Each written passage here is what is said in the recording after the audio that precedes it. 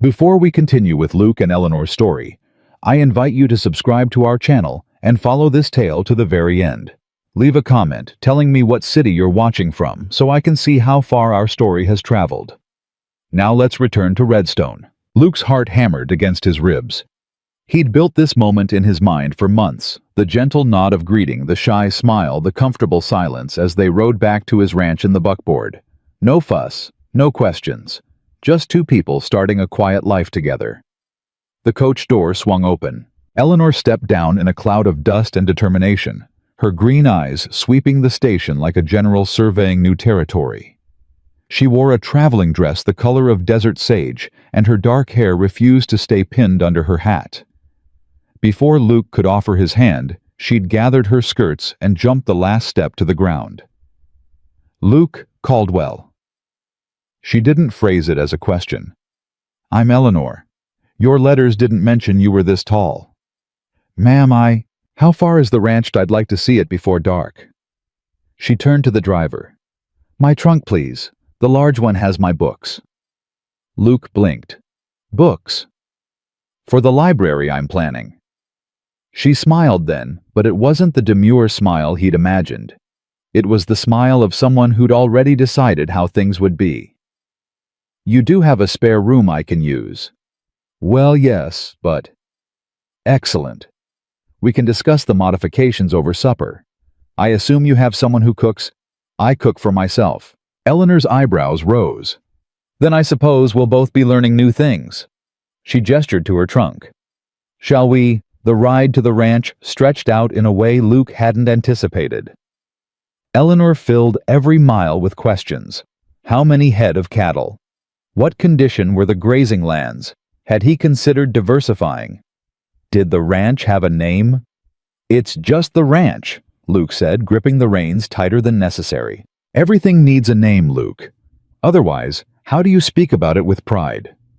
I don't speak about it much. That's going to change. Luke felt something in his chest constrict. This wasn't the woman from the letters. This wasn't the gentle, quiet partner who'd write him peaceful notes and let him tend his cattle in silence. This was a force of nature in a traveling dress. When they reached the ranch house, Eleanor didn't wait for him to help her down. She was already walking the perimeter, her hand shading her eyes as she surveyed the land.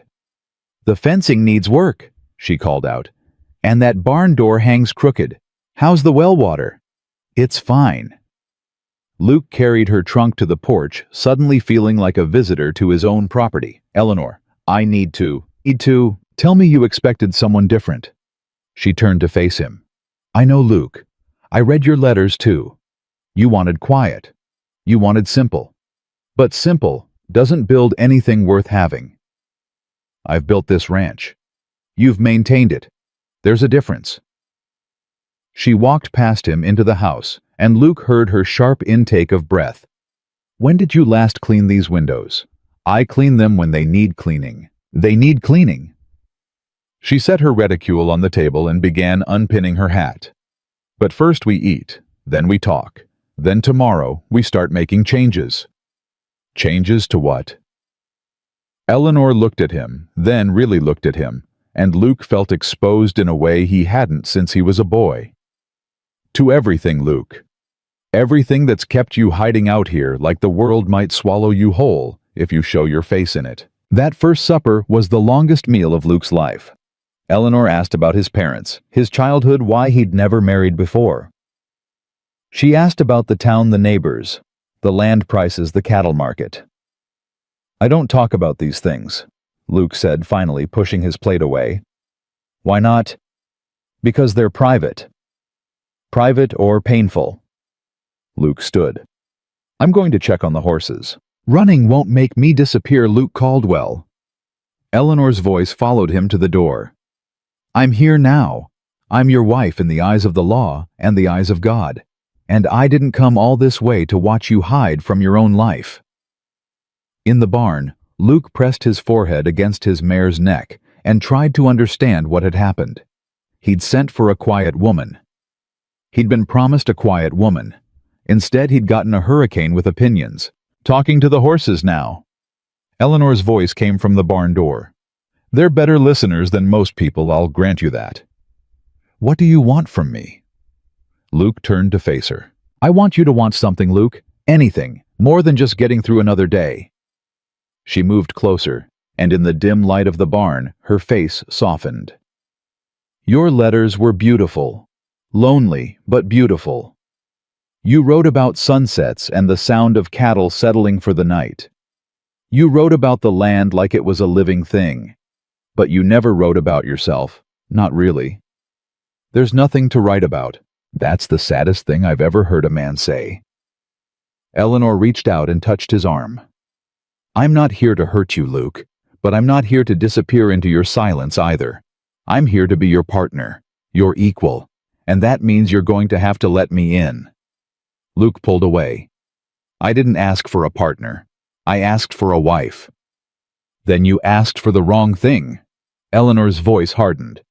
Because I'm both whether you're ready for it or not. She left him standing in the barn, and Luke didn't return to the house until he saw the lamp go dark in the spare bedroom. He lay awake most of the night listening to the unfamiliar sound of another person breathing under his roof, wondering how his carefully planned life had gone so wrong so fast. The next morning, Luke woke to the smell of coffee and bacon. He found Eleanor in the kitchen already dressed, her hair pinned back in a no-nonsense bun. I found the account books, she said without preamble. You're undercharging for your cattle. Good morning to you too. Good morning, Luke. You're undercharging for your cattle. By at least 20% from what I can see. Luke poured himself coffee. Those are fair prices. Fair to who? Not to you. Not to this ranch. She held up a ledger. When did you last negotiate with the buyers? I don't negotiate. I take what they offer. Eleanor set the ledger down with a thump. That stops today. We're going into town.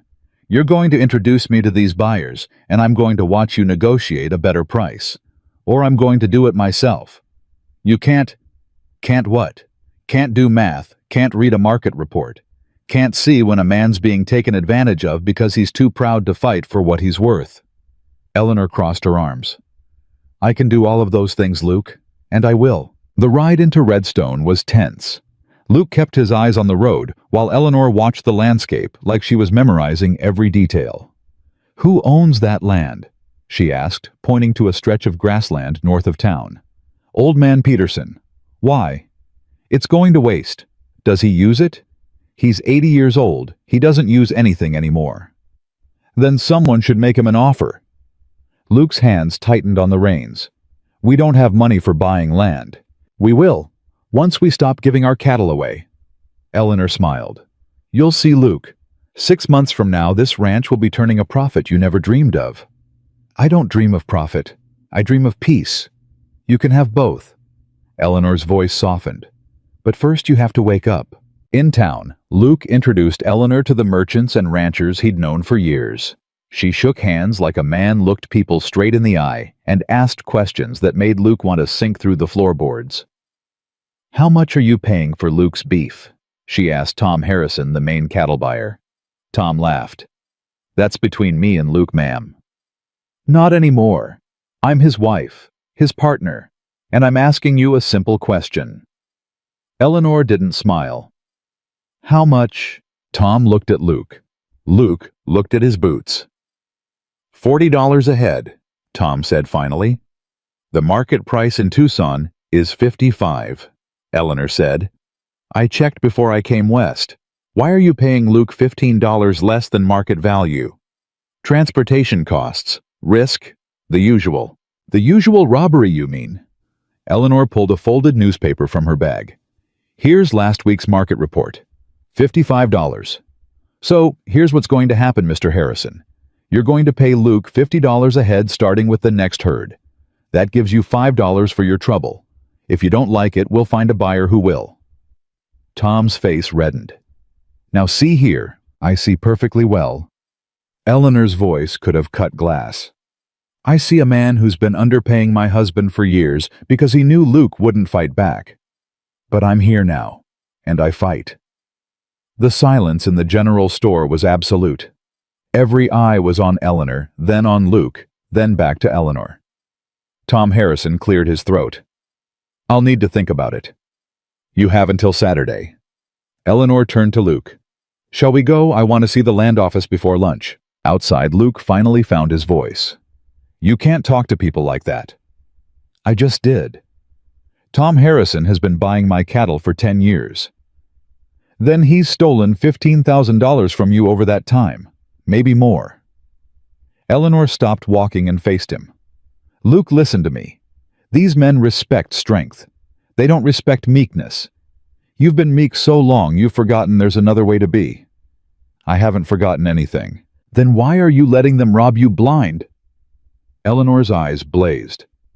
Is it pride, fear, or have you just given up on the idea that you deserve better? Luke felt something crack inside him. You don't know anything about me. I know you're worth more than $40 a head for prime beef. I know you're smart enough to run a ranch, but too scared to run your own life. I know you wrote me letters full of beauty and loneliness, and I'm starting to understand why you're so lonely. Eleanor's voice dropped. You've built a wall around yourself, Luke, and you're so busy defending it, you can't see it's also your prison. I want to go home. Then let's go home, but we're stopping at the land office first. Eleanor started walking. I want to see what's available. The land office visit revealed that the Peterson property was indeed for sale. Eleanor took notes while the clerk explained the boundaries, the water rights, the price. We'll think about it, Luke said, trying to end the conversation. We'll make an offer, Eleanor corrected. Pending inspection of the property and negotiation of terms. The clerk looked confused. Ma'am, with all respect, land purchases are usually handled by men who don't know how to read a survey map. Eleanor smiled sweetly. I assure you, I can read one perfectly well. My father was a surveyor. I grew up with maps and measurements. So if you'll prepare the paperwork for our offer, we'll return on Saturday with our decision. On the ride home, Luke's anger finally boiled over. You had no right to do that. I had every right. I'm your wife. You're a stranger who showed up 3 days ago and started tearing my life apart. Eleanor was quiet for a long moment. When she spoke, her voice was gentler than Luke had heard it. I'm sorry, Luke. I know I'm moving fast. I know this isn't what you expected, but I can't help who I am. I can't pretend to be quiet when I have things to say. I can't stand by and watch opportunities slip away when I can see them so clearly.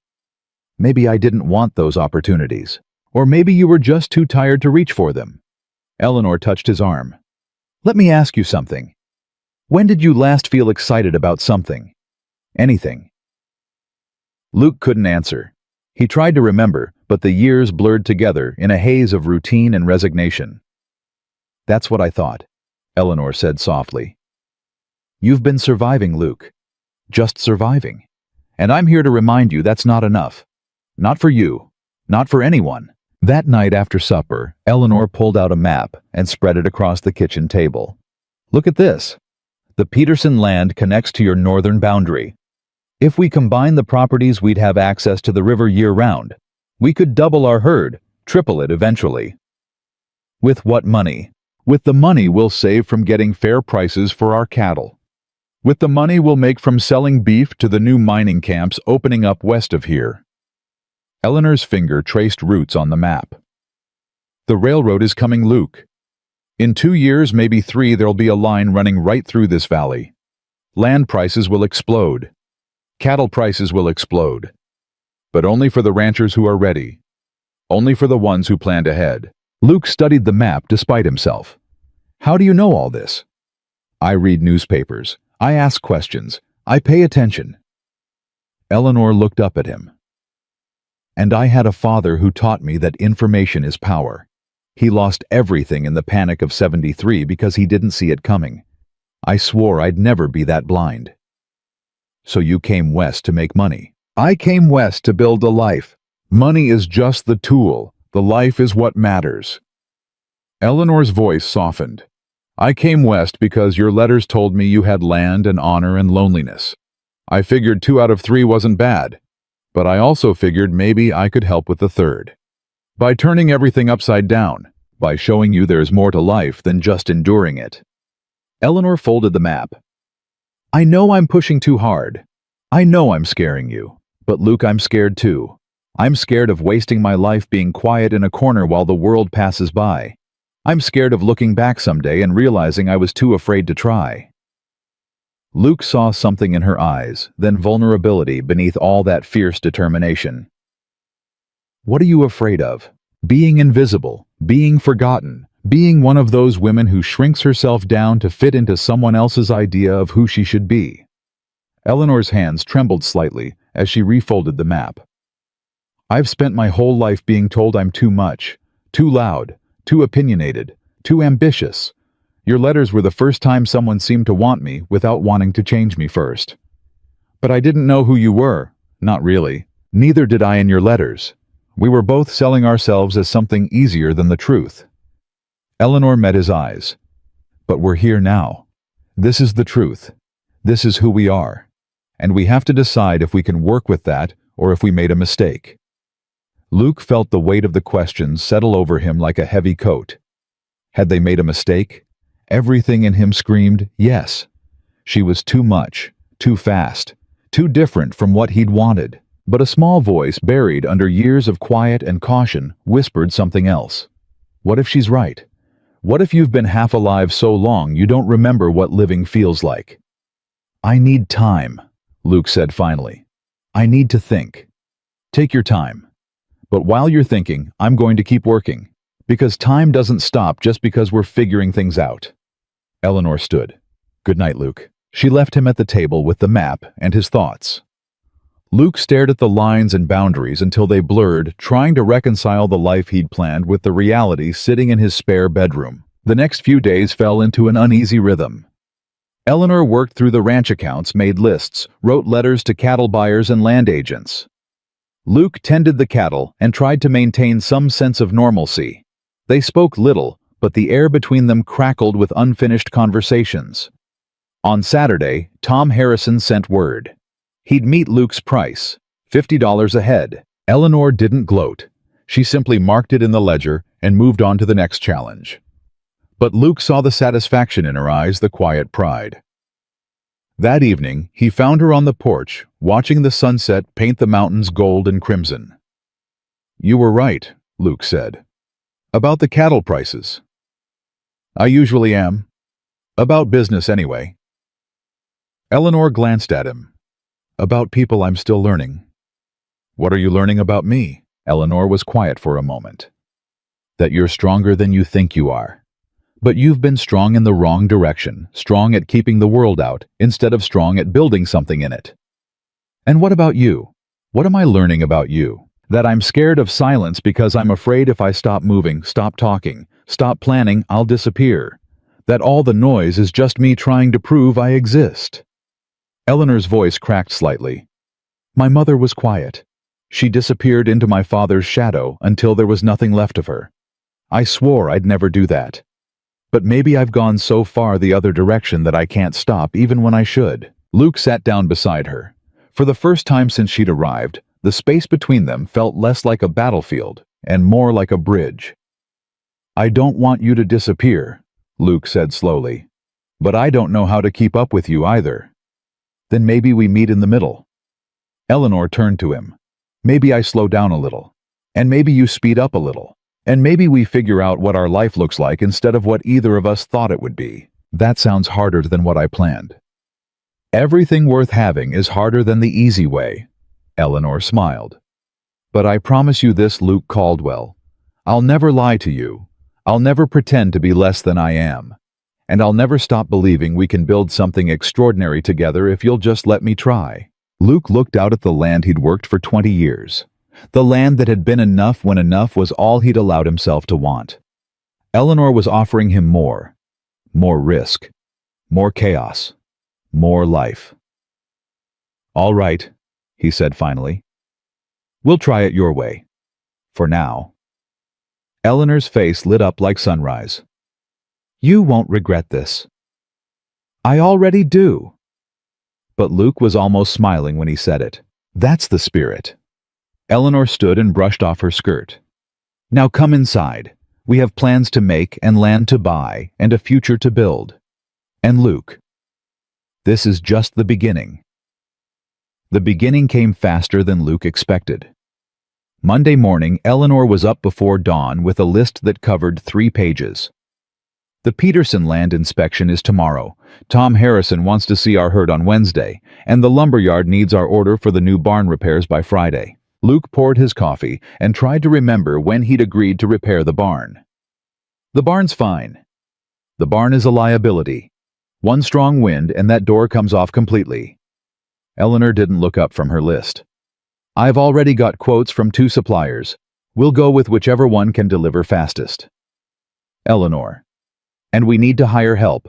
You can't manage an expanded operation alone. Luke set his cup down hard enough that coffee sloshed onto the table. I've managed alone for 20 years. Managed, yes. Thrived, no. Eleanor finally met his eyes. We agreed, Luke. Your way got us survival. My way gets us success. Or, are you backing out already? I said I'd try. I didn't say I'd like it. You don't have to like it. You just have to trust me.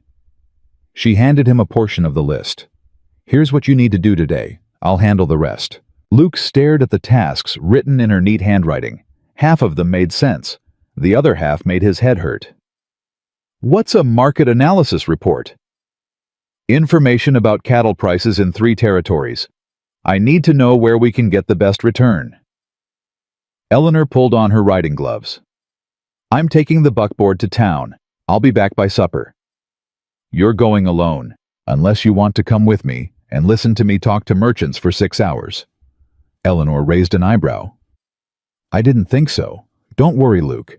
I can handle myself.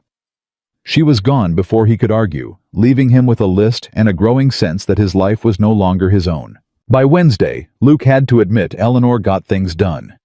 The barn door was repaired, 3 potential ranch hands had been interviewed, and she'd somehow convinced the feed supplier to lower his prices by negotiating a bulk contract.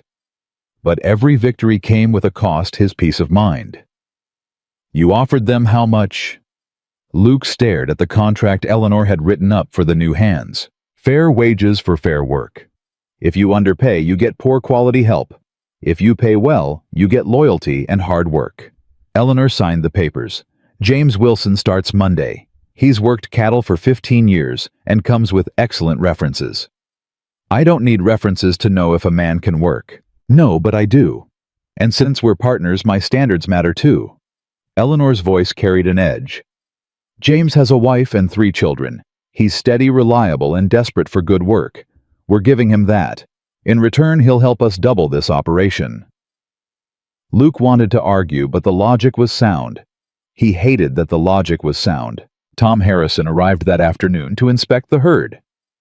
Eleanor met him at the gate, and Luke watched from the barn as they walked the pasture together. He couldn't hear their conversation, but he saw Tom nodding, saw him making notes in his ledger. When they returned, Tom's expression was grudging respect. Your wife drives a hard bargain, Luke. I'm learning that. She's also right about the quality of your stock. I've been underpaying you for years. Tom held out his hand. $50 a head starting now, and I'll want first option on your next sale. After Tom left, Luke found Eleanor in the kitchen washing her hands with a satisfaction that bordered on smug. Don't say it, Luke warned. Say what? That I told you so. Eleanor dried her hands. I would never. You're thinking it. I'm thinking a lot of things, Luke Caldwell. But mostly I'm thinking we make a decent team when you stop fighting me at every turn. She hung up the towel. Tomorrow we inspect the Peterson property. I want you with me this time. Why? Because you know land in a way I don't. You've worked it, lived it, breathed it for 20 years. I can read a map, but you can read the earth itself. Eleanor's voice softened. I need your expertise, Luke. I can't do this without you. It was the first time she'd admitted needing him for anything. Luke felt something shift in his chest, a loosening of the knot he'd carried since she'd arrived. All right, he said. We'll go together. The Peterson property was more than Luke remembered. They walked the boundaries for hours.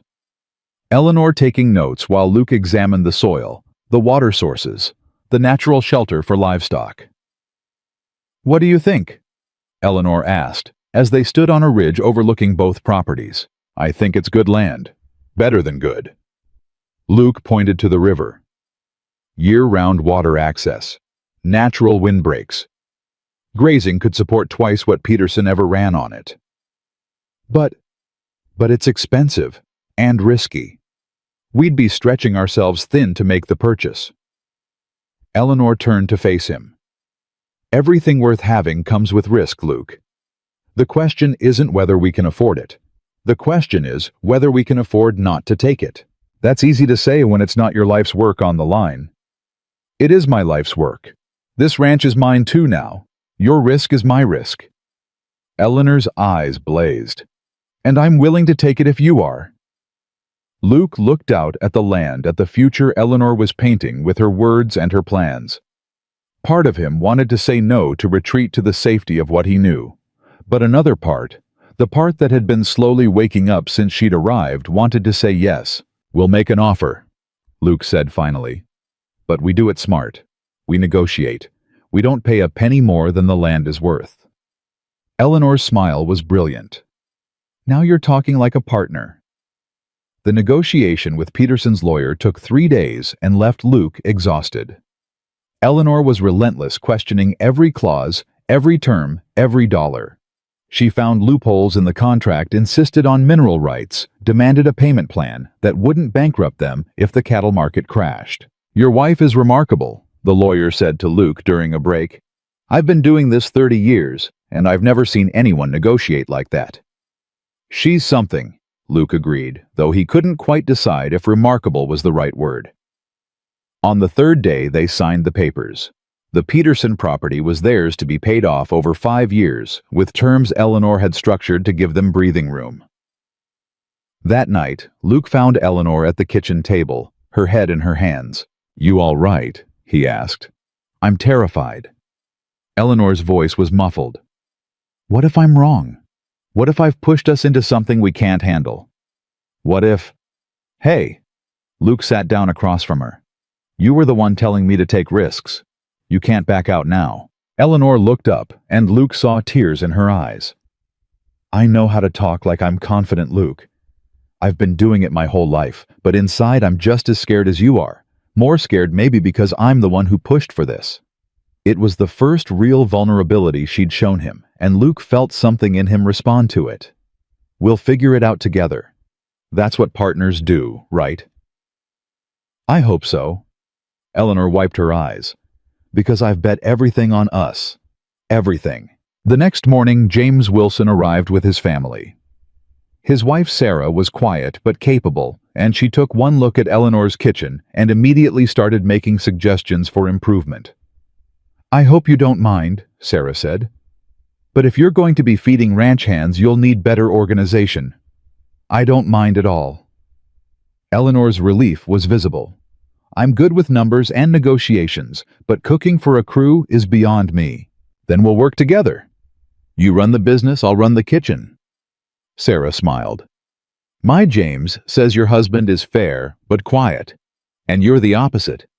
That should make for an interesting household. Within a week, the Wilson family had moved into the small cabin on the north edge of the property, and James was working the cattle with an efficiency that even Luke had to admire.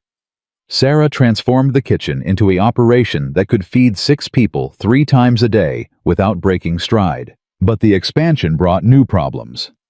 Fences needed mending. Water troughs needed building. The cattle from both properties needed to be merged and managed. Luke worked from dawn until after dark, and still the tasks multiplied.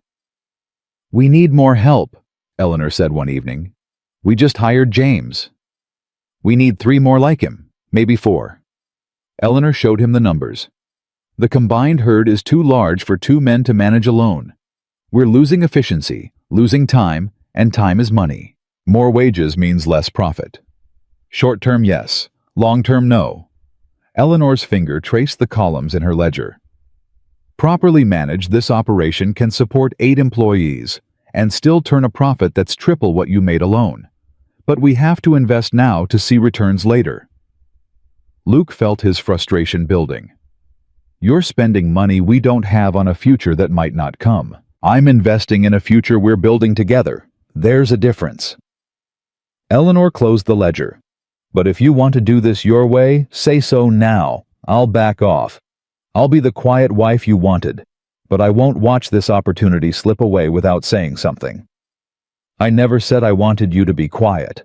You've said it in 100 ways without using the words. Eleanor's voice was tired. Every time you question my decisions, every time you remind me this was your ranch before it was ours. Every time you sigh when I make a suggestion, you're telling me you wish I'd just sit down and shut up. That's not fair. Neither is asking me to be less than I am. Eleanor stood. I'm going to bed. You think about what you really want, Luke. Because I can't keep fighting you and fighting for us at the same time. One of those battles has to end. She left him alone with the ledger and his thoughts. Luke stared at the numbers until they blurred, seeing Eleanor's vision and his own fear battling across the pages. The breaking point came 2 weeks later. Eleanor had hired 3 more ranch hands without consulting Luke. He came back from checking the north pasture to find them building a new bunkhouse on land he'd planned to use for spring calving. What the hell is this? Luke's voice carried across the yard. Eleanor emerged from the house, her face set. It's the bunkhouse we need. On my calving ground. On our property in a location that makes sense. Eleanor didn't back down.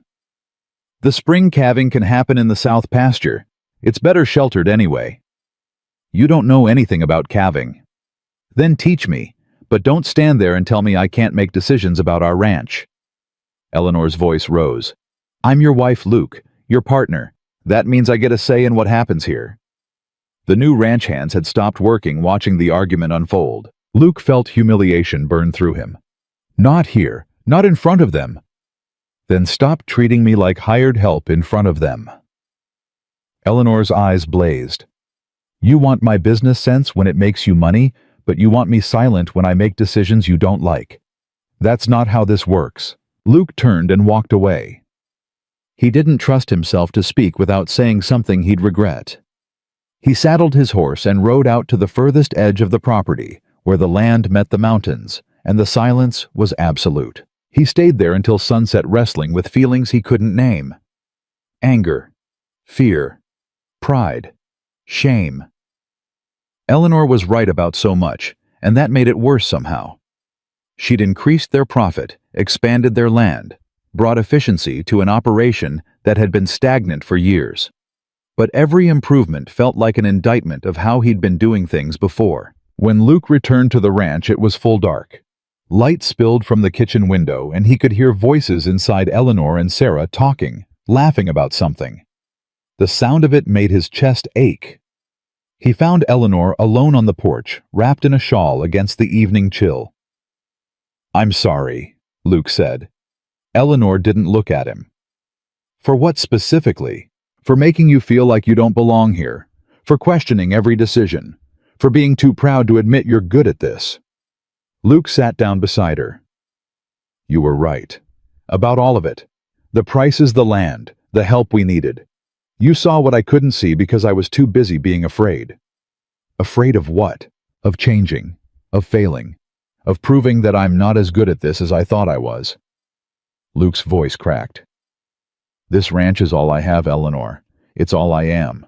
And watching you come in and do in 3 weeks what I couldn't do in 20 years, it makes me feel like I've wasted my whole life. Eleanor turned to him then, and her face was soft in the lamplight. You didn't waste anything, Luke. You survived hard times and built something solid. But survival isn't the same as living. And what we're building now, that's built on the foundation you created. I couldn't do any of this without what you already did. Feels like you could do it better without me getting in the way. That's the fear talking, not the truth. Eleanor took his hand. I need you, Luke. Not just your land or your name or your expertise with cattle. I need you. The man who writes about sunsets and talks to horses and works until his hands bleed because he cares that deeply. That's the man I came here for. That's the partner I want. Luke felt something break inside him, something that had been holding him rigid for so long he'd forgotten it was there. I don't know how to do this, how to be what you need. You don't have to be anything except yourself, but maybe a yourself that's willing to grow, willing to try. Eleanor squeezed his hand. Can you do that? Luke thought about the question. Really thought about it. Could he let go of the man he'd been and become someone new? Could he trust Eleanor enough to follow her vision, even when it scared him? I can try, he said finally. But you have to help me. You have to tell me when I'm falling back into old patterns, when I'm being stubborn or proud or afraid. Deal. And you tell me when I'm pushing too hard or moving too fast or forgetting that this is scary for you. Eleanor smiled. We'll teach each other. That's what partners do. They sat in silence for a while, hands linked, watching the stars emerge above the mountains.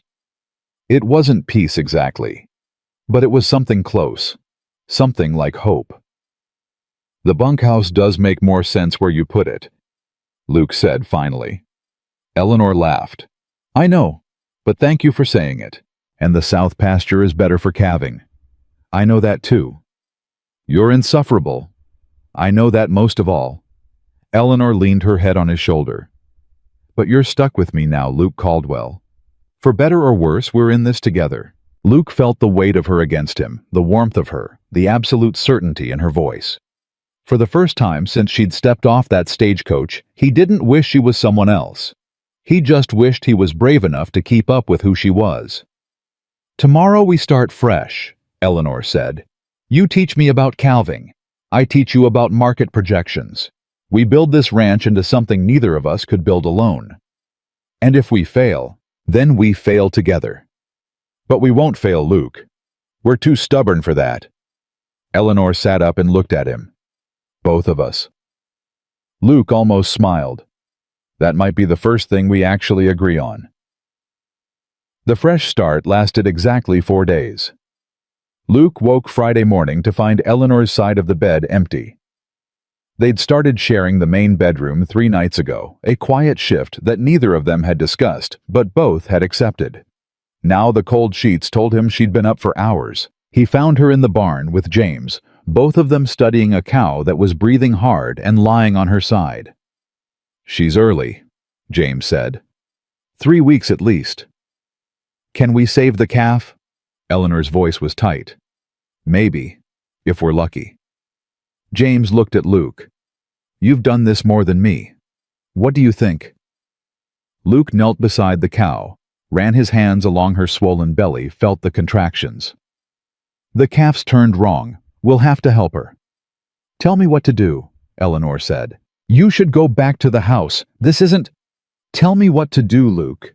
Eleanor's eyes were fierce. I said I wanted to learn, so teach me. The next 2 hours tested every bit of patience Luke had. Eleanor didn't flinch from the blood or the mess, but her hands shook as she followed his instructions. The calf came out backward and not breathing, and for a terrible moment Luke thought they'd lost it. No. Eleanor grabbed a handful of straw and started rubbing the calf's chest, rough and determined.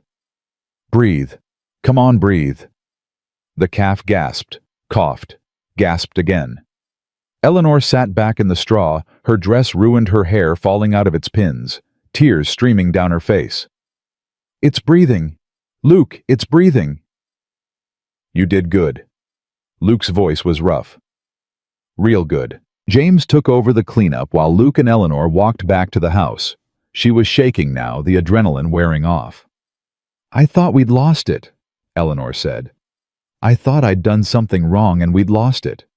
But we didn't. You didn't. Luke stopped her on the path.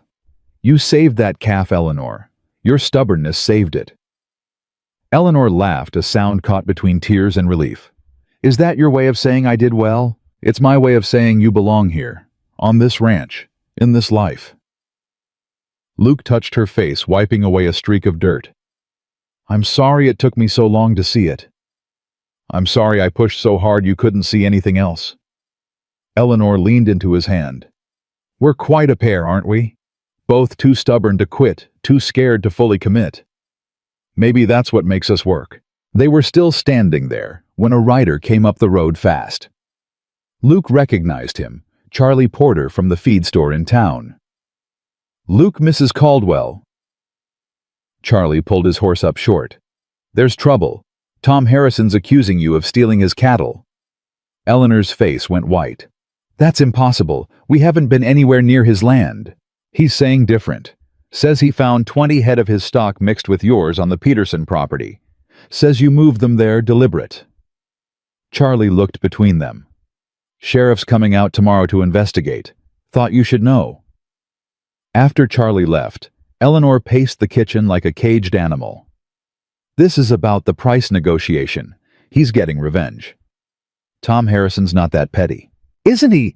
I embarrassed him in front of half the town. Made him admit he'd been cheating you for years. Eleanor's voice shook. This is my fault. I pushed too hard and now he's pushing back. We'll sort it out. Show the sheriff our records, our brands. The truth doesn't matter if people want to believe the lie. Eleanor stopped pacing. I'm a woman who came from nowhere and started changing things. Half this town already thinks I'm too big for my britches. If Harrison convinces them I'm also a thief, we're finished. Luke felt cold settle in his stomach. She was right. The town had been watching Eleanor with a mixture of fascination and suspicion since she'd arrived. One accusation, true or not, could destroy everything they'd built. Then we prove him wrong. Tomorrow, when the sheriff comes, we show him every head of cattle we own, every brand, every bill of sale. Luke took Eleanor's shoulders. We do this together, like we've done everything else. The sheriff arrived at noon with Tom Harrison and 2 deputies. Eleanor met them at the gate, her face calm, but her hands gripped tight behind her back. Sheriff Davis, Mr. Harrison, what can we do for you? Mrs. Caldwell. The sheriff tipped his hat. We need to inspect your herd. Tom here says some of his cattle ended up on your new property.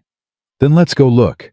Luke and James have the entire herd in the south pasture for your inspection. Eleanor's voice was steady. Every animal is branded and accounted for in our records.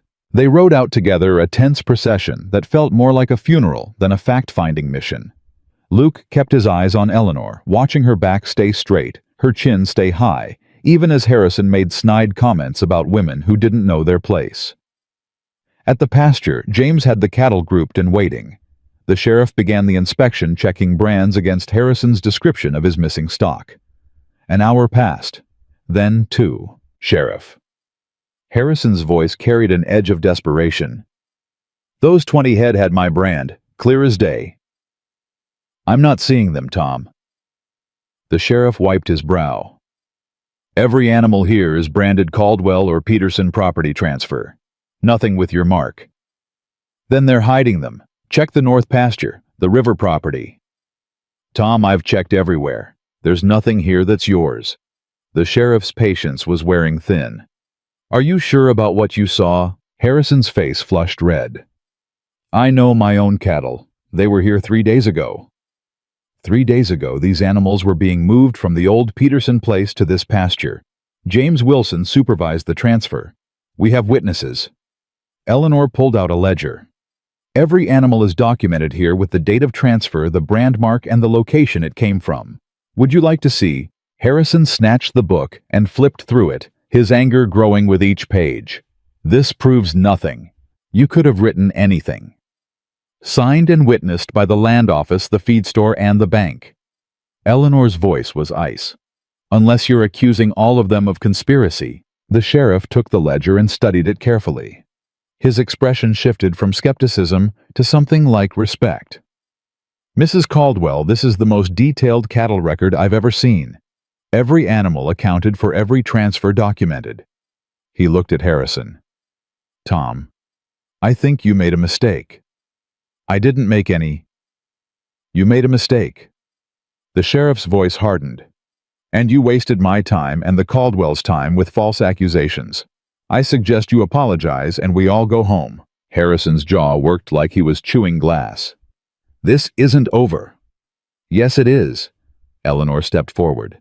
But let me be clear, Mr. Harrison. If you ever accuse me or my husband of theft again without evidence, I will sue you for slander. I will take every penny you have and every head of cattle you own. Do you understand me? The silence that followed was absolute. Even the cattle seemed to hold their breath. Harrison turned his horse and rode away without another word.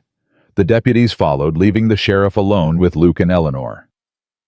"That took courage, Mrs. Caldwell," the sheriff said quietly.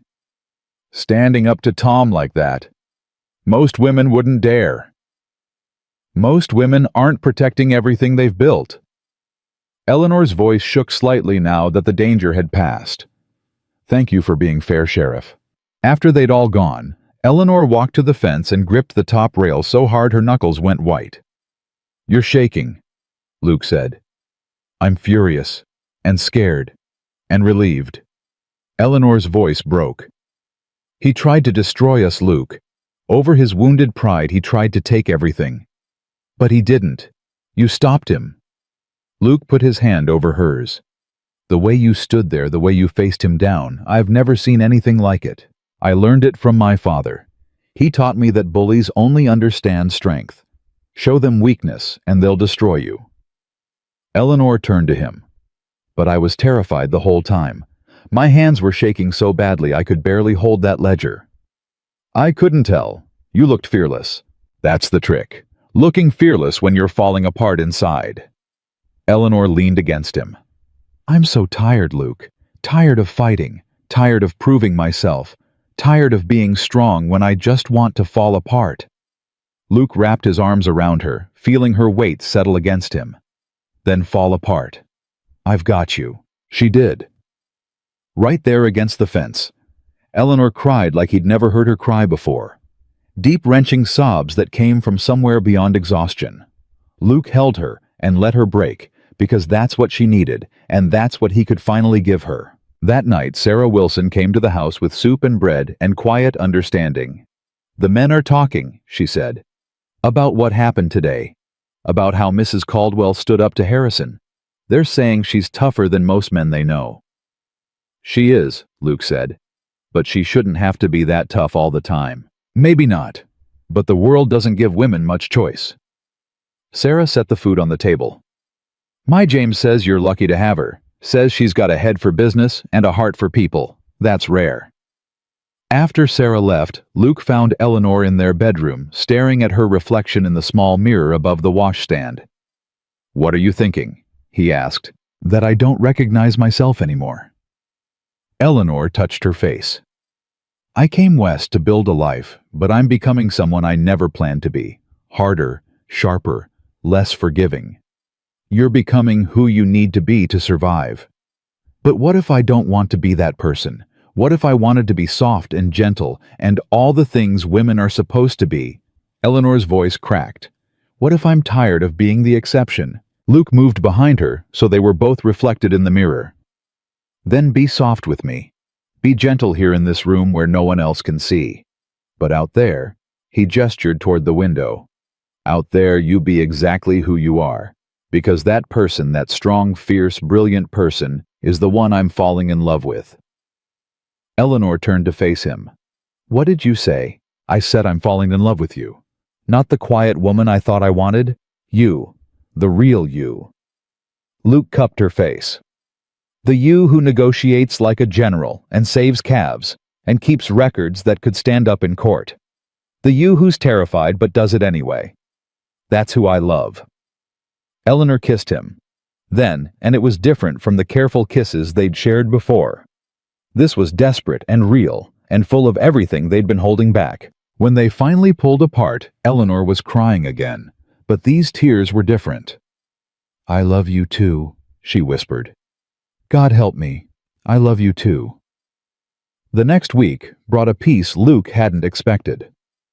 Harrison backed off, licking his wounds. The ranch work continued steady and productive. And something had shifted between him and Eleanor, a trust that went deeper than partnership, a connection that felt like coming home. But peace never lasted long in their world. James came to the house on Saturday morning, his face grim. "Luke, you need to see this. Someone's cut the fence on the north boundary. And there's tracks, looks like rustlers were testing our defenses." Eleanor's face went pale. "How many cattle are missing?" "None yet, but they'll be back." James looked between them. "This is organized, professional, not just some drifter looking for easy money." Luke felt the old fear creep back in. We'll post guards. Double the night watch. That's expensive. We'd need to hire more men. Eleanor was already calculating. And even then, we can't watch every mile of fence every night. Then what do we do? Luke demanded. Just wait for them to come back and take what they want. We set a trap. Eleanor's eyes gleamed with something dangerous. We make them think we're vulnerable, then catch them in the act. Turn them over to the sheriff with evidence so strong they can't wiggle out of it. That's risky. Everything we do is risky. But this way we end it. Eleanor looked at James. Can you handle it? Set up the trap, coordinate the men. If you're sure about this, ma'am, could get violent. I'm counting on it getting violent. Because when it does, we'll have the law on our side and witnesses to back our story. Eleanor's voice was hard.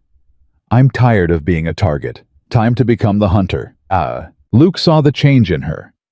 Then the woman who'd cried in his arms was gone, replaced by someone calculating and cold. It should have scared him. Instead, he felt a fierce pride. All right, he said. We do it your way. The trap took 3 days to set. They moved their best cattle to the north pasture, made it obvious there were no guards, and waited. James and 2 of the ranch hands hid in the old line shack with weapons and lanterns ready to catch the rustlers red-handed. Eleanor insisted on being there too. Absolutely not, Luke said. It's too dangerous. This is my ranch too, my cattle, my risk. Eleanor checked the rifle she'd borrowed from James. I can shoot better than half your men. My father taught me. Your father taught you a lot of things that could get you killed. And you taught me that running from danger doesn't make it go away. Eleanor met his eyes. I'm going, Luke. You can fight me or you can trust me. Choose. Luke chose trust. He hated it, but he chose it. They waited in the line shack as the sun went down and the temperature dropped. James had positioned men at strategic points, all of them armed and ready. Eleanor sat by the window, her rifle across her lap, watching the pasture with an intensity that made Luke nervous. You've done this before, he said quietly. Haven't you? My father's ranch was hit by rustlers twice when I was 17. The second time he didn't wait for the sheriff. He set a trap just like this. Eleanor's voice was distant. 3 men came. We caught 2. The third one shot my father in the shoulder before James, a different James, our foreman, put him down. Luke felt his blood run cold. You never told me that. I never told you a lot of things. My father didn't die from that wound, but he was never the same. That's when I started keeping the books, managing the business. That's when I learned that being soft gets you killed in this country. Eleanor looked at him. I came west to escape that life, Luke, but it followed me anyway. Before Luke could respond, James whistled from his position. Riders coming, 4 of them. Eleanor raised her rifle. Wait for my signal. They watched the rustlers approach, working with practiced efficiency to cut out the cattle. Luke counted to 30, giving them enough time to damn themselves thoroughly. Now, Eleanor said quietly. James lit the lanterns. Light flooded the pasture. The rustlers froze, caught in the act. Drop your weapons. James's voice carried across the grass. You're surrounded. For a moment, Luke thought it would work. Then one of the rustlers pulled a gun and fired at the line shack. The bullet splintered the window frame inches from Eleanor's head. What happened next moved too fast for thought. Eleanor fired back her shot, taking the man's hat off. Luke returned fire, driving the rustlers toward where the other ranch hands waited. James came out shooting his rifle, cracking in the night air. 2 rustlers surrendered immediately. The third tried to run and got tackled by one of the hands, but the fourth, the one who'd shot at Eleanor, spurred his horse straight at the line shack. Eleanor didn't hesitate. She stepped out into the open and fired twice. The first shot hit the ground in front of the horse, making it rear. The second shot hit the man's gun hand. He dropped his weapon and fell from the saddle screaming. By the time the sheriff arrived an hour later, 4 rustlers were tied up and bleeding, the cattle were secure, and Eleanor was calmly writing down their names and descriptions for the report. Mrs. Caldwell, the sheriff said, his voice a mix of admiration and concern. You should have waited for the law. The law wasn't here. We were. Eleanor handed him the paper. These men attempted armed robbery on our property. We have 6 witnesses. I trust that will be sufficient for prosecution. More than sufficient. The sheriff looked at Luke. Your wife is something else, Caldwell. I'm still not sure if that's a compliment or a warning. After the sheriff left with the prisoners, Luke found Eleanor sitting on the porch, her hands shaking so badly she couldn't light her cigarette. Here. He lit it for her. When did you start smoking? When I stopped being able to pretend I wasn't terrified. Eleanor took a long drag. I could have gotten us all killed tonight, but you didn't. You saved us. This time. What about next time? Eleanor's voice broke. How many times can I be lucky before my luck runs out? Luke sat beside her. You weren't lucky. You were skilled, prepared, brave. I was terrified. That man could have killed me, could have killed you. Eleanor stubbed out the cigarette. And the worst part is, I'd do it all again. Because this ranch, this life it's worth fighting for. Worth dying for if it comes to that. Don't talk like that. Why not?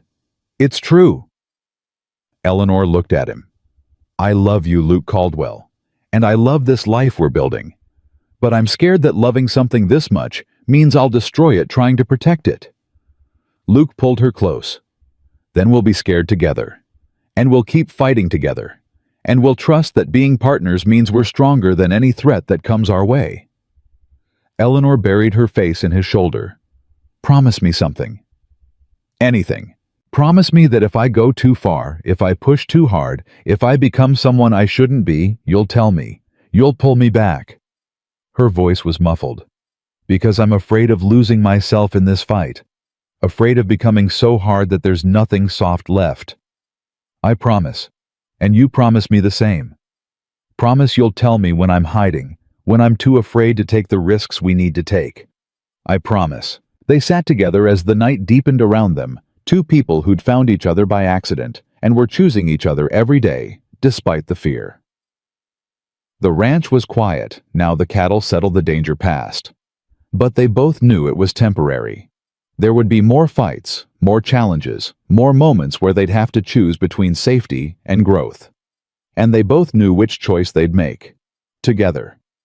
The choice came sooner than they expected. Word of the rustler capture spread through Redstone like wildfire. By Monday morning, Eleanor couldn't walk down the street without someone stopping her to ask about it. Some were admiring, others were hostile. Heard you shot a man, Mrs. Caldwell, said Martha Henderson from the dry goods store. Her voice carried the kind of disapproval that came wrapped in false concern. That's awfully bold for a woman. The man shot at me first. I simply returned the favor. Eleanor didn't break stride. Is there something you needed, Martha? Or did you just want to criticize how I defend my property? Martha's face flushed. I'm just saying there's a proper way for ladies to handle trouble, and shooting people ain't it.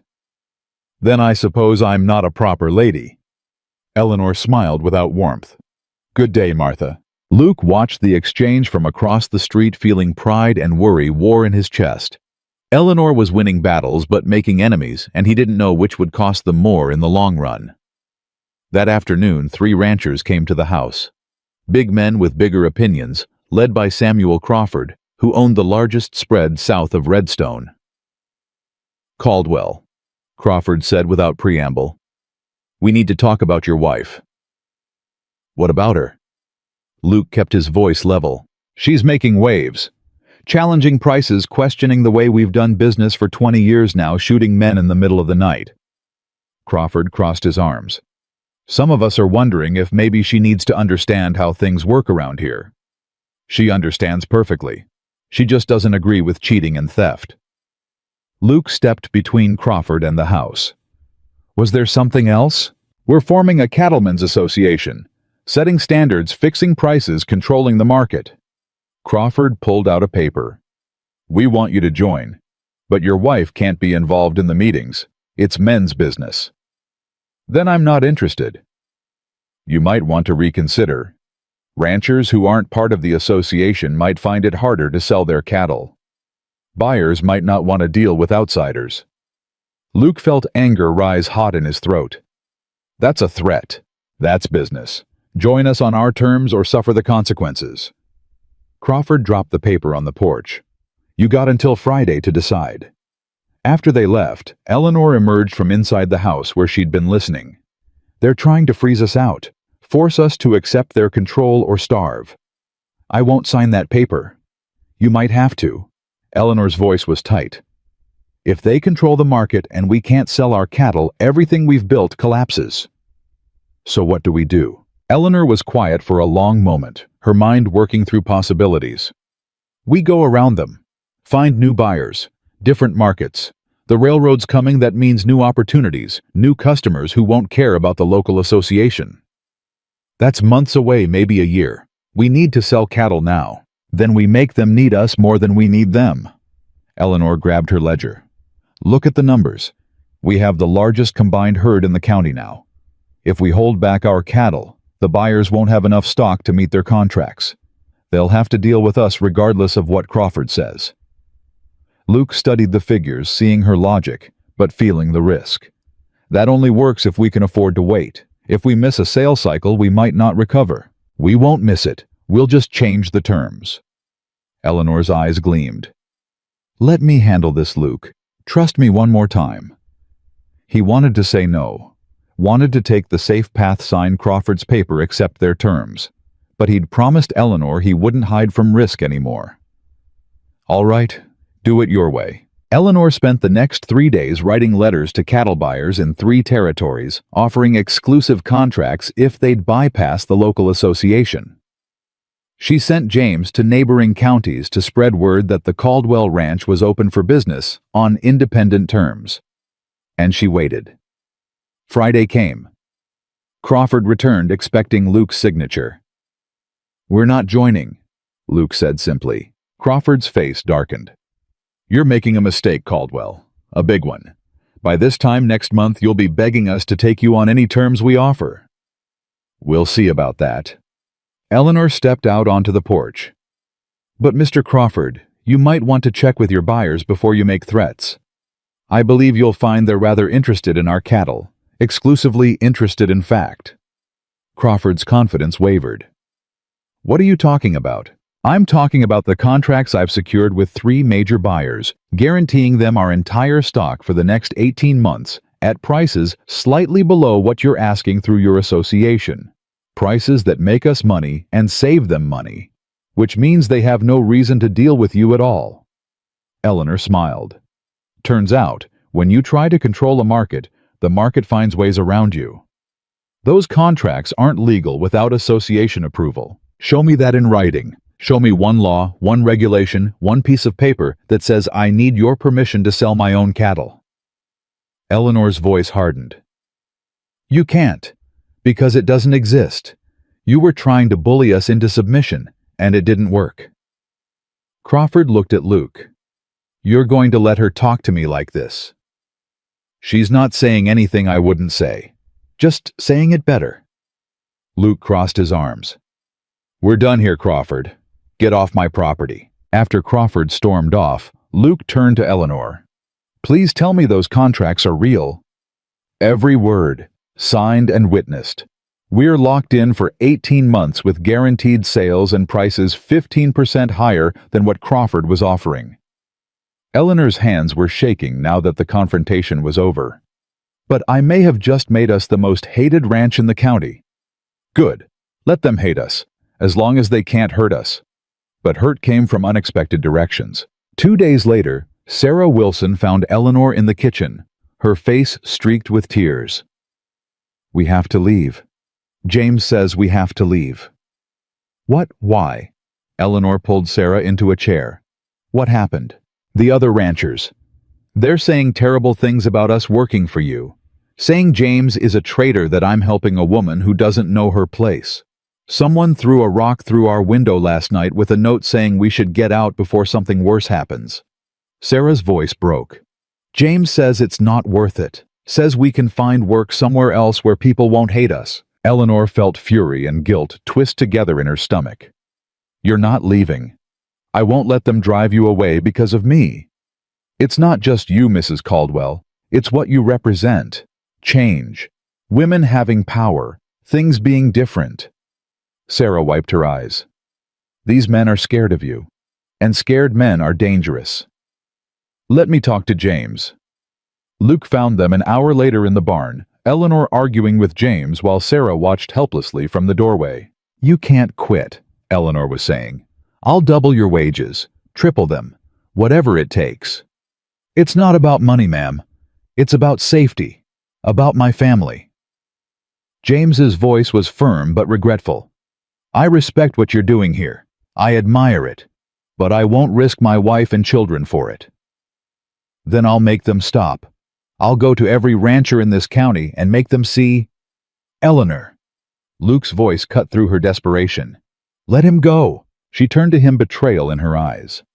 You can't mean that. I mean, we don't have the right to ask someone to sacrifice their family for our fight. If James needs to leave to protect Sarah and the kids, we have to respect that. Luke looked at James. But I'll give you the best reference you've ever had. And if you ever want to come back, the job's here waiting. James's shoulders sagged with relief. Thank you, Luke. I mean that. After the Wilsons left to pack, Eleanor stood in the barn, her fists clenched at her sides. We're losing. They're breaking us piece by piece. We're not losing. We're learning what this fight really costs. Luke touched her shoulder. And we're deciding if we can pay the price. I won't back down. I won't let them win, even if it means losing everything else, even if it means standing alone. Luke turned her to face him. Because that's where this is heading, Eleanor. You against the whole county, and I need to know if you're ready for that. Eleanor's eyes filled with tears she refused to let fall. I don't know how to be anything else. I don't know how to stop fighting. Then fight smarter, not harder. Luke pulled her close. We can't win if we're isolated. We need allies, people who believe in what we're doing. Where am I supposed to find those every rancher in this valley wants me gone? Then we look beyond the ranchers. Luke's mind was working now, seeing possibilities. The miners, the railroad workers, the small farmers who've been getting squeezed by Crawford's association just like we were. They all have reasons to want things to change. Eleanor pulled back, hope flickering in her eyes. You want to build a coalition. I want to stop fighting alone. Because you were right about something, we're stronger together than apart. But we needs to be bigger than just you and me. The idea took root and grew. Eleanor spent the next week meeting with miners, farmers, small business owners, people who'd been pushed to the margins by the old guard. She listened to their grievances, learned their needs, and slowly built a network of support. But building alliances meant compromise, and compromise didn't come naturally to Eleanor. They want us to lower our prices, she told Luke after a meeting with the miners' representative. Say our beef is too expensive for working families. So lower them, for the miners and farmers. Keep the high prices for the big buyers. Luke could see her resistance. Eleanor, you can't win everyone over by being right. Sometimes you win by being generous. Generous is how my father lost everything. Someone always takes advantage of generosity. Not if you're smart about it. Not if you build relationships instead of just transactions. Luke took her hand. You've been so focused on proving you're tough that you've forgotten you can also be kind. Eleanor looked at their joined hands. Kindness got my mother killed. She was kind to the wrong person, generous to a hired hand who robbed them blind and burned their barn when my father tried to fire him. She died in that fire trying to save the horses. The words hung in the air like smoke. Luke felt pieces of Eleanor's puzzle finally clicking into place. That's why you're so hard. Why you fight like everything's a war. Because, in my experience, it is. The moment you show weakness, the moment you trust the wrong person, you lose everything. Eleanor's voice cracked. I watched my mother burn because she was kind. I won't make the same mistake. Your mother's death wasn't her fault, and being kind isn't the same as being weak. Luke cupped her face. You can be both, Eleanor. Strong and kind. Tough and generous. You don't have to choose. I don't know how to be both. Then let me help you. Let us help you, the people who want to support you, not tear you down. Luke kissed her forehead. Lower the prices for the miners. Be generous to the farmers. Build something bigger than just our ranch. Build a community that survives because we take care of each other. Eleanor closed her eyes. When she opened them again, something had shifted. All right, we'll try it your way. Try it. The price reduction for local families was announced the following week.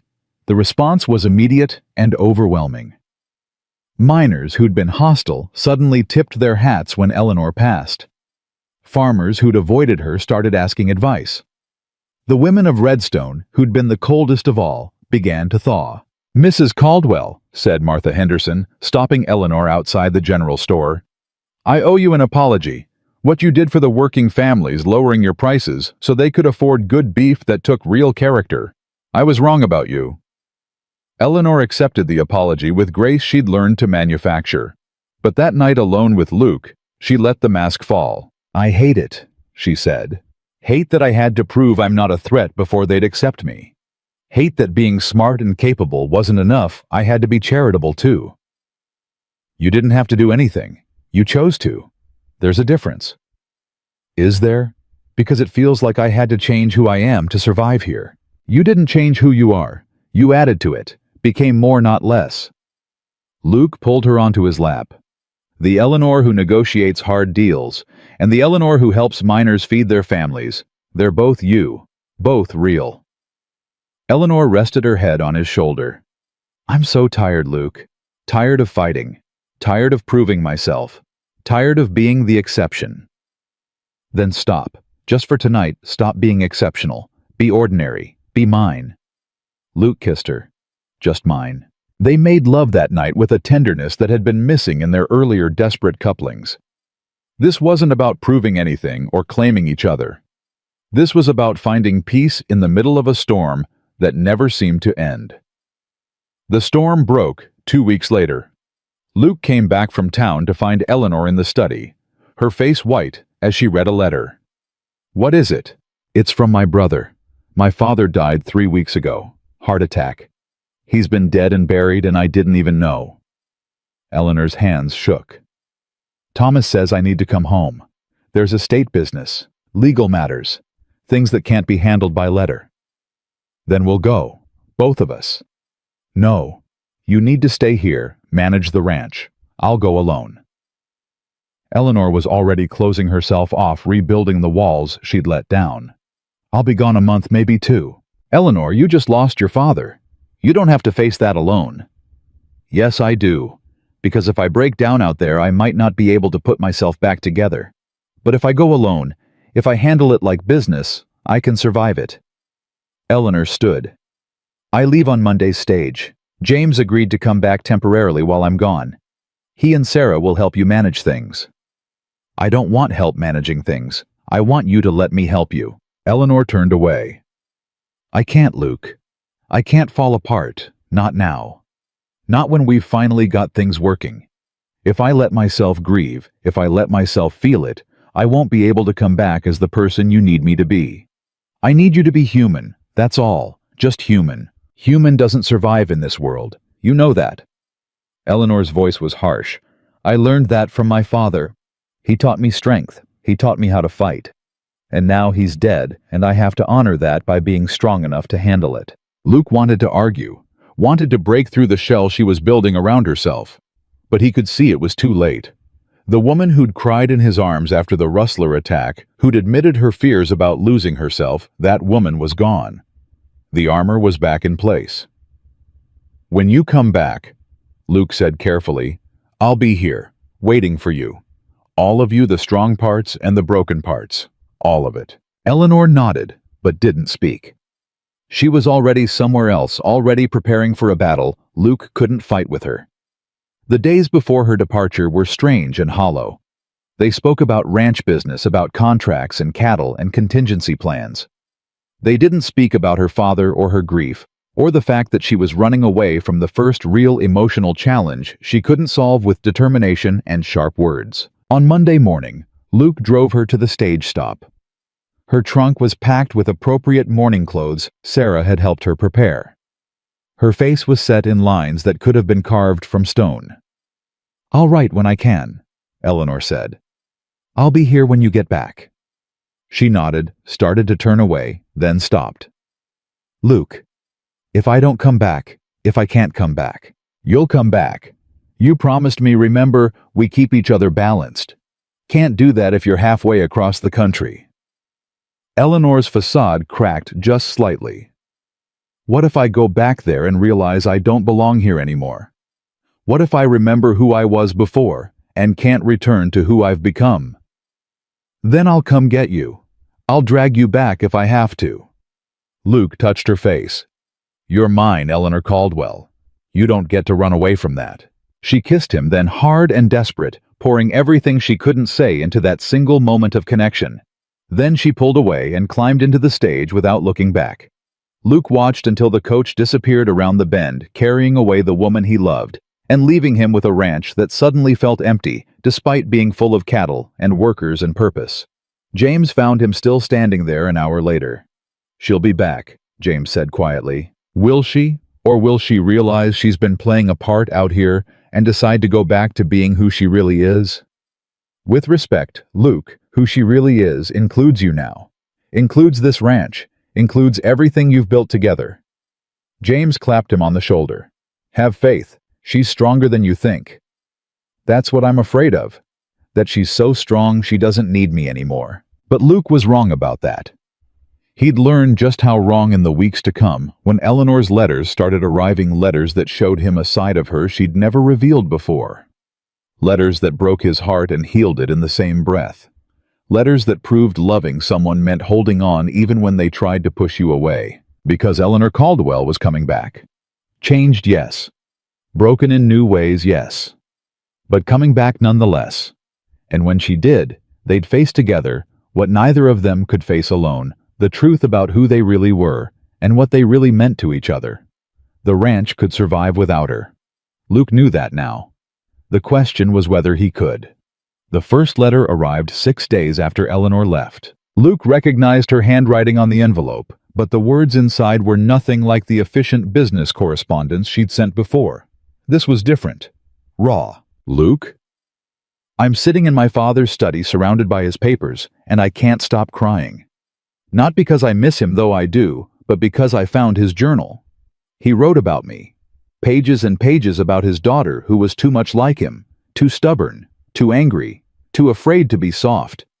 He knew Luke. He knew what he'd made me into, and he regretted it." His last entry was 3 days before he died. It says, "Eleanor will never forgive me for teaching her that strength means shutting everyone out. I hope she finds someone who teaches her different. I hope she learns to let people in before it's too late. I don't know if it's too late. I don't know if I know how to be anything other than what he made me. But I'm trying. God help me, I'm trying." Luke read the letter 3 times, feeling her pain like it was his own. He wrote back immediately. "It's not too late. Come home, and I'll prove it to you every day for the rest of our lives." But the next letter made his chest tighten with fear. "My brother wants me to stay. He's managing the estate badly and needs help. The ranch is falling apart without someone who knows what they're doing. Thomas says if I stay 6 months, maybe a year, we can save it. Save what Father built. Part of me thinks I owe him that. Part of me thinks maybe I belong here after all. Maybe I was playing dress-up in the West pretending to be someone I'm not." Luke didn't sleep that night. He sat at the kitchen table, writing and rewriting his response, trying to find words that would bring her back without sounding desperate. "You weren't playing dress-up. You were becoming who you really are. And that person belongs here with me." The ranch felt empty without her. James and Sarah did their best, but it wasn't the same. Luke caught himself starting to tell Eleanor about something funny that happened with the cattle, only to remember she wasn't there. Her coffee cup sat unused by the sink. Her ledgers were closed on the desk. The bed felt too big and too cold. On the 14th day, a letter came that made Luke's hands shake. "I stood in front of my father's grave today and said goodbye. Not just to him, but to the girl he raised. The one who thought being hard was the same as being strong. the one who believed showing emotion was weakness. I buried her with him, Luke, and I don't know who's left. I look in the mirror and see a stranger, someone caught between who I was and who I want to be. Someone who's terrified she destroyed the best thing in her life by running away from it. Tell me I didn't. Please tell me I didn't. Luke's response was 5 words. Come home. I need you. But 3 days later, another letter arrived that changed everything. Thomas is sick, pneumonia. The doctor says it's bad. If I leave now, he might die alone. My father's ranch will fall to creditors. Everything he built will be gone. I can't do that to him, Luke. I can't abandon Thomas the way I feel like I abandoned you. I have to stay. At least until he recovers. At least until I can find someone to manage the estate. I'm so sorry. I'm so sorry. So, Luke crumpled the letter and threw it across the room. Then he picked it up, smoothed it out, and read it again. This time, he saw what he'd missed before Eleanor asking permission. Asking him to understand. Asking him to wait. He wrote back with more honesty than he'd shown in years. Stay as long as you need to. Save your brother. Save the ranch. I'll be here when you're done. But Eleanor, don't forget who you are now. Don't let that place turn you back into who you were. The woman I love is both strong enough to save her family and brave enough to come back to me. Be both. I'll wait. 2 weeks passed with no word. Luke threw himself into ranch work with a fury that worried James. You're going to kill yourself, James said, watching Luke mend fence in the pouring rain. I'm fine. You're not fine. You're working like a man trying to outrun his thoughts. James handed him a canteen. She'll come back. What if she doesn't? What if she realizes she's better off there managing a successful ranch without having to fight the whole county for respect? Then you go get her, like you said you would. James's voice was firm. But she's not better off anywhere without you, and you know it. That night, Luke sat down and wrote Eleanor a letter he'd been avoiding. I need to tell you something I should have said before you left. I was angry at you for running. Angry that you couldn't face your grief here with me. Angry that the first real crisis came and you handled it alone instead of trusting me to help. But I understand now. You learned to be alone because it was safer than trusting someone who might leave. Your mother left by dying. Your father left by being emotionally distant. You learned that depending on people meant getting hurt. So you built walls and called it strength. I'm not angry anymore. I'm just asking you to trust me enough to tear those walls down. Come home, Eleanor. Come home and let me prove that I won't leave, that we're stronger together than apart, that love doesn't have to hurt. The response came a week later, and it wasn't a letter, it was a telegram. Thomas recovering, stop estate secured, stop coming home, stop Eleanor. Luke felt something in his chest unlock. She was coming home. But the telegram didn't say when. Days turned into a week turned into 2. Luke met every stage that came through Redstone searching for Eleanor's face. Every time he went home disappointed. Then Crawford made his move. Heard your wife abandoned you, Crawford said, cornering Luke outside the feed store. Left you high and dry to run that ranch alone. Shame. Could have told you marrying an Eastern woman would end badly. She didn't abandon me. She's handling family business. For 2 months, that's not family business. That's a woman who realized she made a mistake. Crawford's smile was cruel. My offer still stands. Join the association. We'll help you manage that ranch properly, without female interference. Luke felt rage build in his throat, but he swallowed it down. Not interested. You will be. When your contracts expire and you can't find buyers because everyone's dealing with the association. When your cattle are worthless because the market moved and you had no wife to tell you how to keep up. Crawford leaned closer. She made you weak, Caldwell. Made you dependent on her. Now she's gone and you're nothing. Luke's fist connected with Crawford's jaw before he made a conscious decision to swing. Crawford went down hard, blood streaming from his split lip. My wife made me better, made me braver, made me see possibilities I was too afraid to reach for alone. Luke stood over him. And when she comes back, and she will come back, We're going to build something so successful that your association will be begging to do business with us on our terms. Count on it." He walked away, leaving Crawford in the dust, and for the first time since Eleanor left, Luke felt like himself again. That night, James found him in the barn. "Heard you decked Crawford. He deserved it. Won't argue that. But Luke, you need to know he's gathering the association members tomorrow. They're planning something meant to hurt you." James's face was serious. "You might want to prepare for trouble." "Let them come. I'm done being afraid of what they might do." The trouble came the next morning in the form of 5 ranchers and the sheriff, Luke Caldwell. Sheriff Davis said, his voice regretful. "Sam Crawford has filed assault charges against you. I have to take you in. He provoked me, called my wife. Doesn't matter what he said, you threw the first punch. Multiple witnesses." The sheriff held out handcuffs. "Don't make this harder than it has to be." Luke spent 2 days in jail while James scrambled to find a lawyer. The bail was set too high for them to cover without liquidating cattle they couldn't sell yet. Luke sat in his cell and wondered if this was how it ended, if Crawford would finally break them by breaking him. On the 3rd day, a lawyer showed up. A woman in a traveling suit, her eyes sharp as razors. "Mr. Caldwell, I'm Margaret Hayes. Your wife retained me to handle this matter." She set her briefcase on the table. "Now let's discuss how we're going to destroy Samuel Crawford. Eleanor sent you." She did. Also sent a wire to 3 territorial judges detailing Crawford's association and its illegal price-fixing practices. By the time we're done, Crawford will be lucky if he's not the one in jail. Margaret smiled. "Your wife is remarkably thorough when she's angry. I like her. Where is she?" "On her way. Should arrive tomorrow on the afternoon stage." Margaret pulled out papers. "In the meantime, let's get you out of here." The charges were dropped by evening. Margaret had found 6 witnesses willing to testify that Crawford had verbally assaulted Luke first, making Luke's response justifiable. The sheriff released him with an apology and a warning to stay away from Crawford. Luke went home to find the ranch in chaos. The cattle contracts Eleanor had negotiated were expiring. Buyers were circling, and James was drowning in decisions he wasn't qualified to make. "I need Eleanor," James said simply. "I can manage cattle. I can't manage this business." "She'll be here tomorrow." "That might be too late. These buyers need answers now or they're walking." James showed him the stack of telegrams.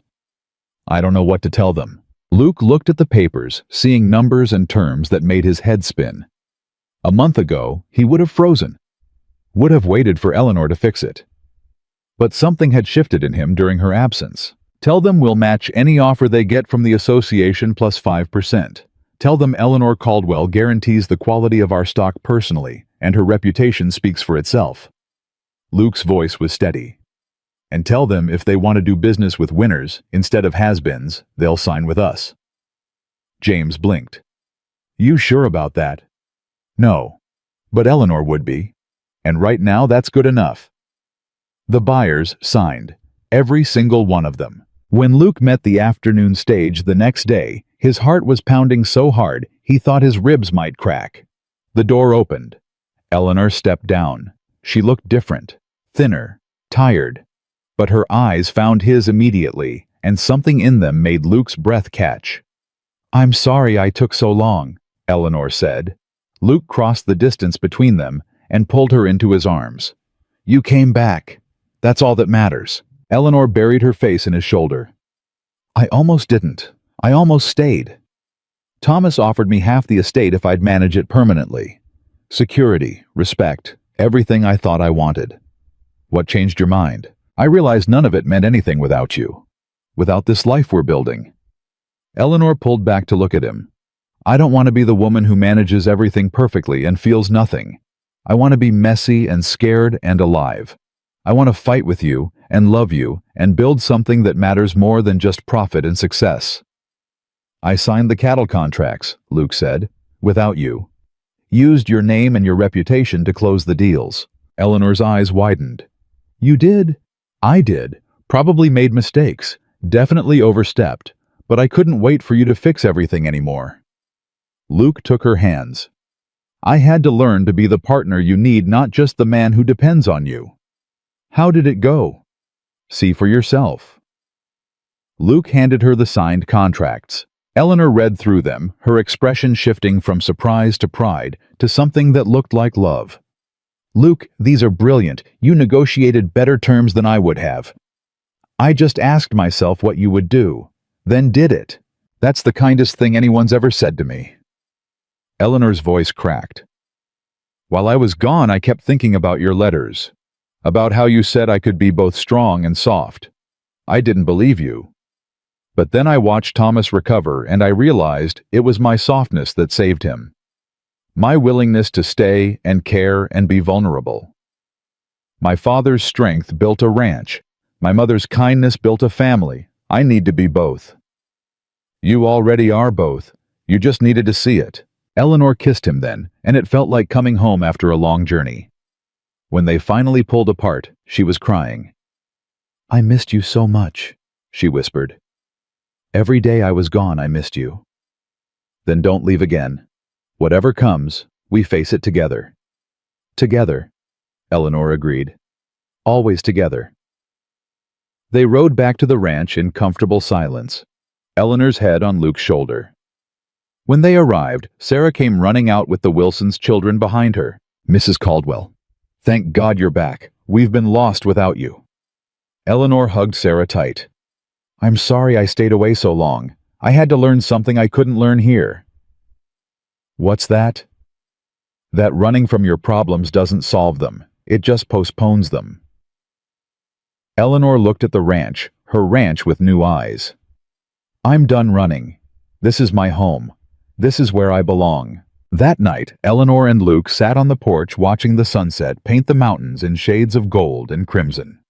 Crawford's association is falling apart, Eleanor said, reading through the reports Margaret had sent. The territorial judges launched an investigation. Turns out price fixing is illegal, and several members are facing charges. Good. We won, Luke. We actually won. We did more than win. We changed things, made it possible for the next person who comes along with big ideas to have a fighting chance. Luke pulled her closer. That's because of you. Because you refused to back down. It's because of us. Because you taught me that being right isn't enough. You have to build relationships, earn trust, show people you care about more than just winning. Eleanor turned to face him. I learned something else while I was gone. Something important. What's that? That I love you. Not because you make my life easier, or because you're useful, or because we make a good team. I love you because you see all of me, the hard parts and the soft parts, the successes and the failures, and you love all of it. You love me enough to let me leave and trust I'll come back. That's real love, Luke, and I've never had that before. Luke felt his throat tighten. I love you too. All of you. The woman who shoots rustlers and negotiates like a general and cries when calves are born. Every version of you is the version I want. Eleanor laughed through her tears. We're quite a pair, aren't we? The cowboy who thought he wanted silence, and the woman who brought him chaos. Best chaos I've ever known. They sat in comfortable silence watching the last light fade from the sky. In the distance, cattle lowed softly. Somewhere in the bunkhouse, the ranch hands were laughing over cards. Sarah's voice drifted from the kitchen singing while she prepared tomorrow's bread. This is what I fought for, Eleanor said quietly. Not just the ranch or the profit or proving I could do it. This moment, this peace, this feeling of being exactly where I'm supposed to be. Me too, Luke said. You turned my world upside down, Eleanor Caldwell, and I wouldn't change a single thing about it. Eleanor smiled and leaned her head on his shoulder. Good, because I'm just getting started. I've got plans for this ranch, big plans. I know you do, and I'll be right there beside you helping make them happen. Even when I'm impossible. Especially then. They stayed on the porch until the stars came out. Two people who'd found each other against all odds and built something neither could have built alone. The quiet man who learned to embrace change. The fierce woman who learned to be soft. Together, they'd transformed not just a ranch, but themselves. And in that transformation, they discovered the truth that would carry them through every challenge to come. Love wasn't about finding someone who completed you. It was about finding someone who inspired you to complete yourself, then choosing to build a life together with all your jagged, complicated, beautiful pieces. Luke had thought he'd marry a silent woman and live a quiet life. Instead, he'd married his opposite and discovered that the best lives aren't quiet at all. They're full of noise and argument and passion and growth. They're messy and challenging and absolutely worth fighting for. Eleanor had thought strength meant standing alone. Instead, she'd learned that real strength was standing with someone, trusting them with your vulnerabilities, and building something bigger than your individual fears. Together, they were unstoppable. Together, they were home. And together, they would face whatever the Wild West threw at them with courage, love, and the unshakable certainty that some partnerships aren't just made. They're forged in fire and proven through every storm they survive. This was their beginning, their transformation, and their truth. The best love doesn't make you smaller to fit someone else's expectations. It makes you braver, bigger, and more fully yourself than you ever dreamed possible.